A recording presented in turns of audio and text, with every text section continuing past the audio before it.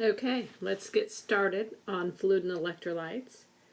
The concept of fluid and electrolytes is on page 357 in your textbook if you're one of my students.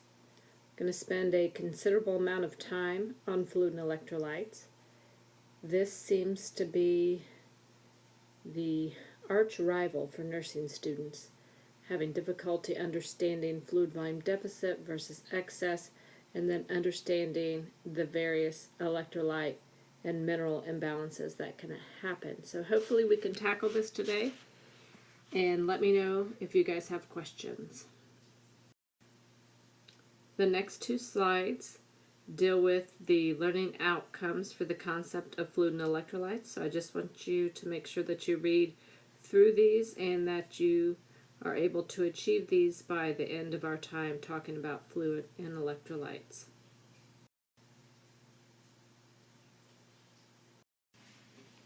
Okay, so let's just talk about some examples of alterations to fluid and electrolytes. I do want to remind you that it is your responsibility to review the anatomy and physiology, and so you can do so in your textbook on page 357 to 365, and also look at page 366. There's a nice chart that outlines the alterations in fluid and electrolytes that we're getting ready to talk about. So when we look at fluid volume deficit, there's numerous reasons why a patient might experience a fluid volume deficit. Just remember your body has built-in compensatory mechanisms to help offset a deficit. It can do so by shifting fluid and electrolytes, maybe both, but when this compensatory mechanism fails, then what we know is that your patient can develop what we call a fluid volume deficit. Often we see this because there's an alteration in the cardiac output. So I just want to remind you guys that your cardiac output is your stroke volume times your heart rate. And so if you stop and think about it for a second, if your ventricle does not have enough volume to squeeze, which is your stroke volume, right, then how does it compensate? It increases the heart rate. And so often this is one of the signs and symptoms of the many signs and symptoms that we can see for fluid volume deficit. We can see someone who hopefully has increased thirst. We will see someone with weight loss. It's extremely important. We monitor weight. We could see someone with dry, sticky mucous membranes, decreased skin turgor, increased cap refill time. They can become hypotensive, and you certainly would want to check for postural hypotension. They can become tachycardic, and if we don't catch it, they can become weak, have thready peripheral pulses, flat neck veins, and an altered level of consciousness. For fluid volume excess, it's the opposite when we're thinking about alterations in fluids, and that this is someone who has too much volume. A lot of times you might hear it called hypervolemia. And so when someone has hypervolemia, you might also hear it called fluid overload. We see someone who might have edema. That could be in their feet, their ankles, their wrists. It could even be in their face. They could have a headache. They could have hypertension. They could complain of abdominal fullness. And so a lot of your fluid volume excess actually is dependent upon, your signs and symptoms are dependent upon the actual cause. Another alteration to fluid and electrolytes could be chronic kidney disease. And so what we know about chronic kidney disease is that it is someone who has had issues with their kidney function for numerous years. They've gone through the phases of chronic kidney disease and possibly have ended up in renal failure. Leading causes of chronic kidney disease, which is the inability of the kidneys to successfully remove waste products, are hypertension and diabetes, which we will talk about somewhat when we talk about chronic kidney disease as an exemplar. And another one is what we call acute kidney injury. This is different than chronic kidney disease. Acute kidney injury is sudden, can happen within hours to a few days, where chronic kidney disease takes months to years.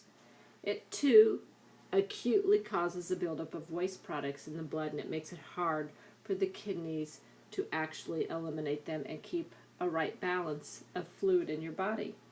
A lot of times you will hear acute kidney injury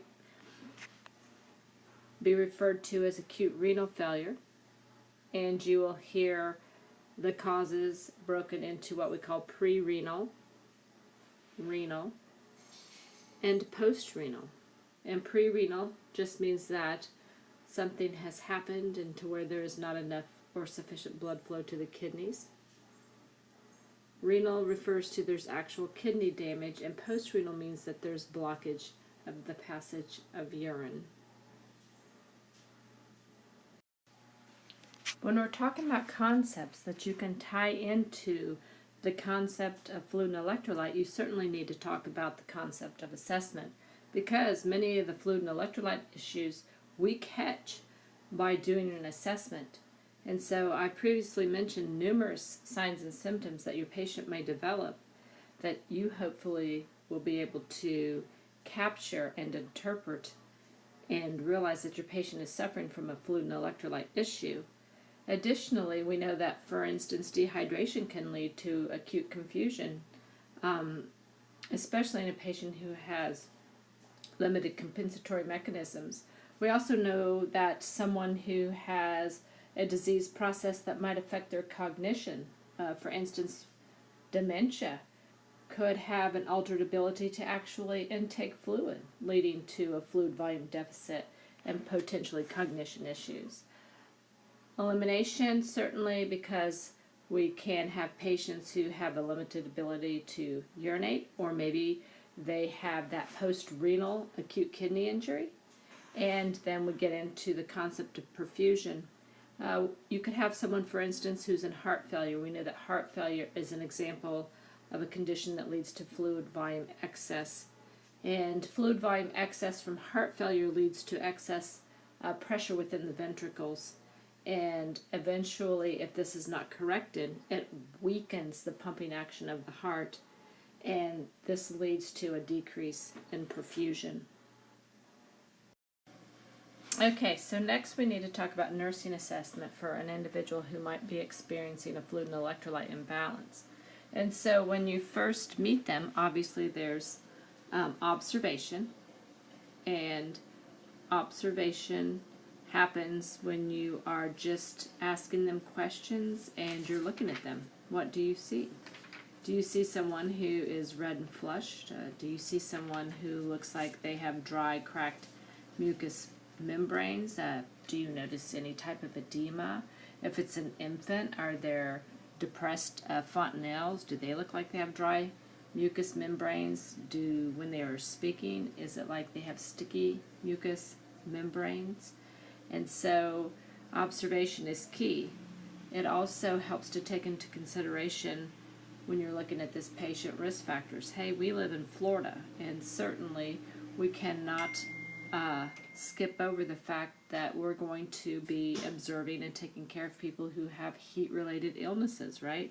So we need to make sure we assess for it. We need to make sure we educate about it. We need to remind everybody that when you sweat, I don't care if it's from being out on the sunny beach or for some reason you're exercising outside in August, that you need to replace both sodium and water, and remind them that older adults and small children are greater risk for developing heat-related illnesses. We need to look at their past medical history.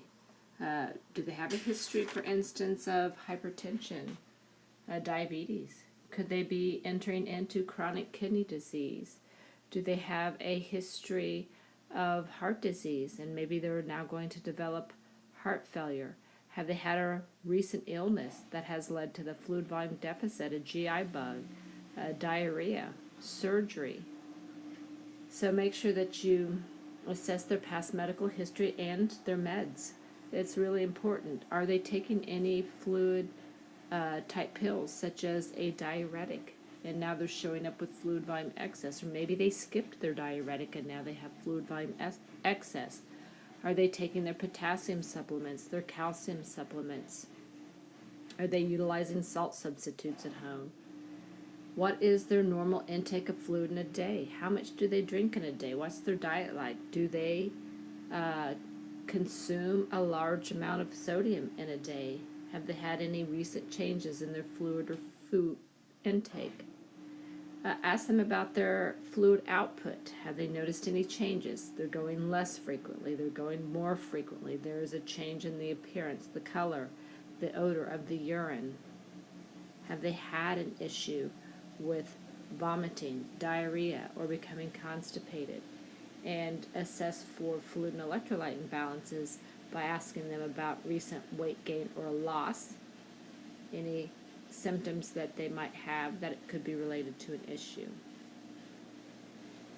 When we look at the physical exam, we've pretty much talked about everything that you need to cover. We talked about checking skin turgor, and you understand it's not necessarily reliable in an elderly patient. We talked about assessing the oral cavity, looking for the dry mucous membranes, look at the tongue also.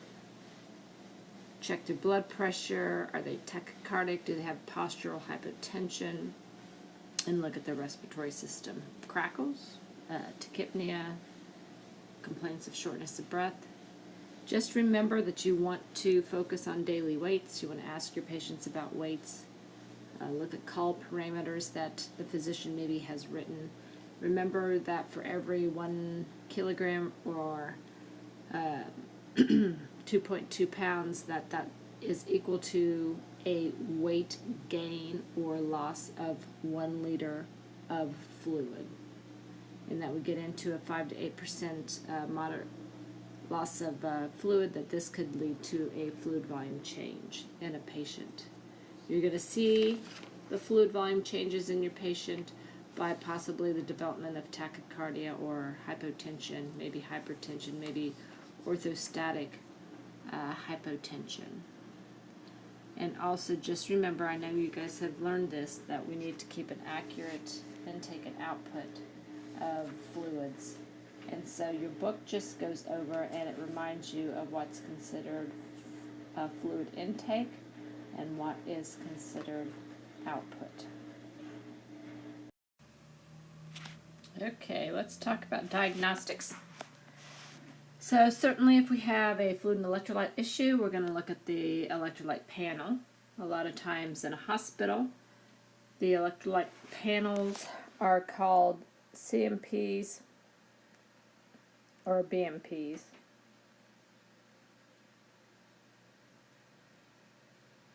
So the BMP is a basic metabolic panel, and the CMP is a comprehensive metabolic panel, and the CMP will have a little bit more information on it. It will include your BN and creatinine, which would be elevated in a fluid volume deficit. So a lot of times the CMP is actually necessary. You're going to have to memorize these electrolyte values. They're on page 372 in box 6-1. We look at the CBC. We specifically, when we look at the CBC, we look at the hematocrit. When you're looking at the hematocrit, you know that it measures, cells and plasma. So if there's a change in the plasma, it's going to be reflected in the hematocrit. And so we do look at a hematocrit for fluid issues. The hematocrit will increase with a deficit and decrease with excess. The osmolality, that's solute concentration, and we can use it also to evaluate fluid balance. It'll increase with the deficit and decrease with excess. That is the blood osmolality. We also can check urine osmolality, and that's just measures the solutes in the urine. And it's like the blood, where it increases with deficit and decreases with excess. Then we get into urine-specific gravity. This is an easy test that a nurse can perform quickly at the bedside to tell us a little bit about fluid status. We're going to go with the normal of the 1.015, so the 1.015 to the 1.025. So if we have someone who has a specific gravity greater than 1.025, we know they have a deficit. And if they have a specific gravity less than 1.010, then we know that they have an excess. And so then if that was done quickly at the bedside, then you're going to want to go back and look at the rest of the labs. So like if, let's say somebody comes back, their specific gravity is 1.030, then we know that we'd look at the BUN and creatinine and hematocrit, and most likely they would be elevated. We've actually been over most of these as far as independent nursing interventions that you guys can implement. We've talked about doing intake and output and what is considered intake and what is considered output. We've talked about the importance of monitoring and documenting daily weights. And if you lose 1 liter of fluid, that would be reflected in a loss of a kilo or 2.2 pounds. And we've talked about educate.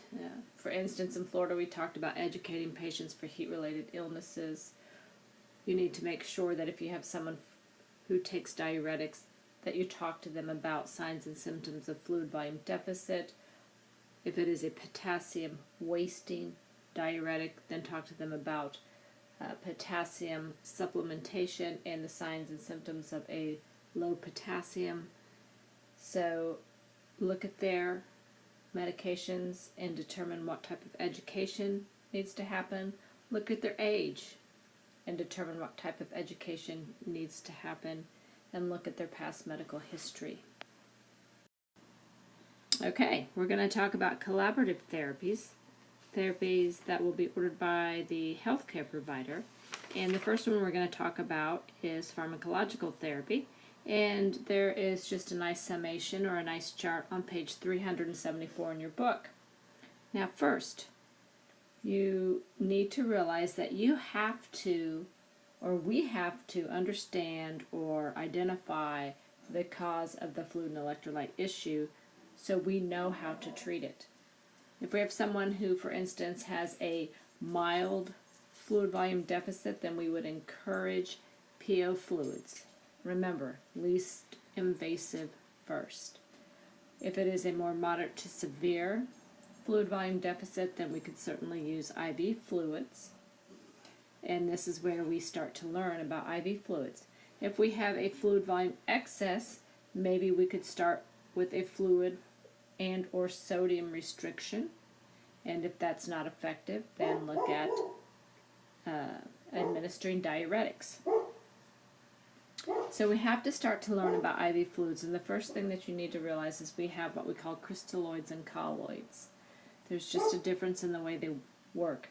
Crystalloids essentially have the same concentration of blood, and so because it's close, there's little to no shift of fluid.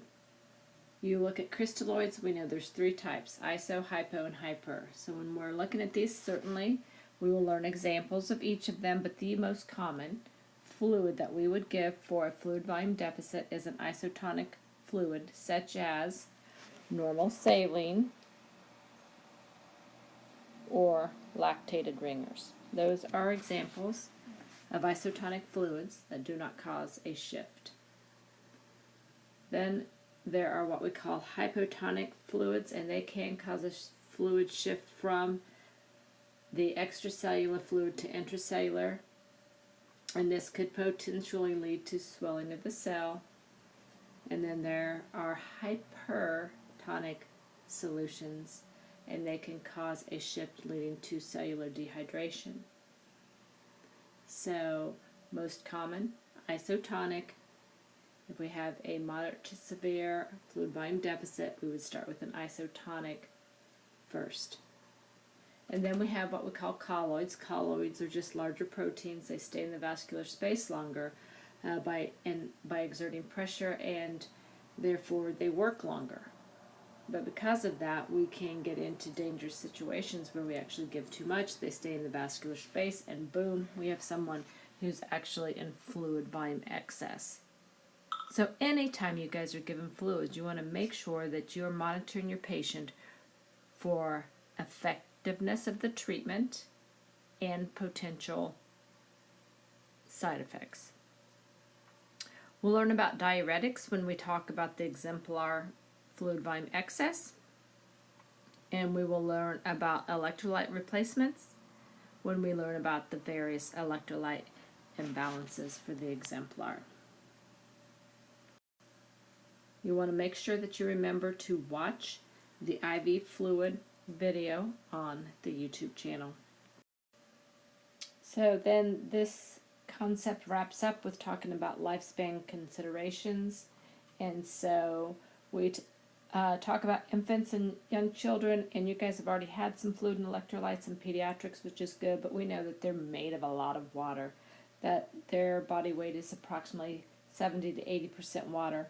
We know that they have a high proportion of water, that they have an increased body surface area, and that this sets them up for insensible fluid losses. Okay, we know that they have a high daily fluid requirement with little volume reserve, and because of that, we know that they are at increased risk for dehydration.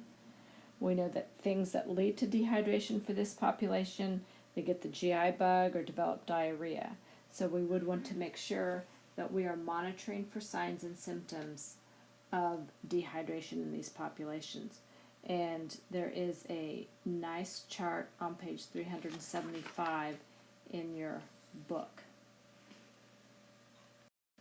As far as the elderly population, which we certainly have our fair share of in Florida, we know that they have a decreased GFR, which is the glomerular filtration rate, and a decreased creatinine clearance. And these are both important because we know that this has to be recognized when we're looking at administering drugs that are cleared by the kidneys, monitoring their BUN and creatinine, and making sure that they have the appropriate dosage. We know that they have a decreased thirst mechanism, which can lead to them becoming dehydrated. We know that they have a loss of potential functional abilities, meaning that they're not unable to toilet themselves, and this could lead to fluid and electrolyte issues. Okay guys, that wraps this up. So just make sure that you're ready for lecture by looking at the YouTube video on IV fluids.